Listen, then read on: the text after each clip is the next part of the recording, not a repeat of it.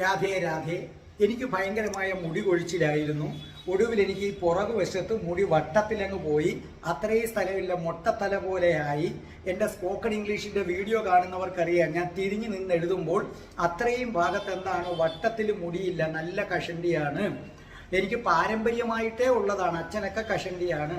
ഞാൻ എൻ്റെ സുഹൃത്തുക്കളായ ആയുർവേദ ഡോക്ടർമാരെയും അലോപ്പതി ഡോക്ടർമാരെയും കണ്ടു. പലരും പല അഭിപ്രായമാണ് പറയുന്നത്. ഞാൻ ഇതിൽ നിന്നെല്ലാം കൂടെ എനിക്ക് ചെയ്യാൻ പറ്റുന്നത് എടുത്ത് ചെയ്തപ്പോൾ അത്ഭുതകരമായിട്ട് മുടി കൊഴിച്ചിൽ നിന്നു എന്നല്ല, എനിക്ക് മുടി വളരുകയും ചെയ്തു. ഇപ്പം ഞാൻ തിരിഞ്ഞു നിന്ന് എഴുതിയാൽ അവിടെ മുടിയുണ്ട്. ആ മുട്ടത്തല അങ്ങ് പോയെന്നുള്ളതാണ് അതിൻ്റെ സത്യം. ഞാൻ ദിവസവും 3 നേരം വിരലുകൾ വെച്ച് ശിരസിങ്ങനെ മസാജ് ചെയ്യുമായിരുന്നു.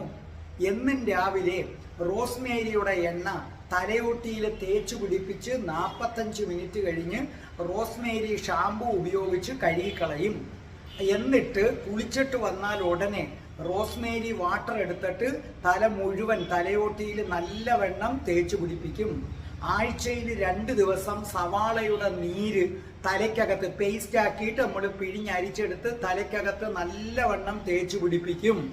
അതേ കണക്ക് തന്നെ ആഴ്ചയിൽ 1 ദിവസം വൈകുന്നേരമാകുമ്പോൾ നിങ്ങൾക്ക് എപ്പോഴും ചെയ്യാം, ഉരുക്ക് വെളിച്ചെണ്ണ ചെറുതായി ചൂടാക്കി ഞാനിങ്ങനെ തലയോട്ടിയിൽ തേച്ച് പിടിപ്പിച്ചിട്ട് കഴുകിക്കളയാറുണ്ട്.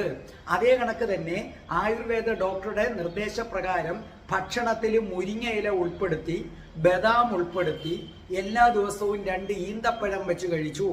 അതേ കണക്ക് വളരെ പ്രധാനപ്പെട്ട ഒന്നാണ് സൺഫ്ലവർ സീഡ്. സൺഫ്ലവർ സീഡ് മുടി വളരാൻ വളരെയധികം എന്നെ സഹായിച്ചിട്ടുണ്ട്. പിന്നെ താരൻ വരാതെ നോക്കുക.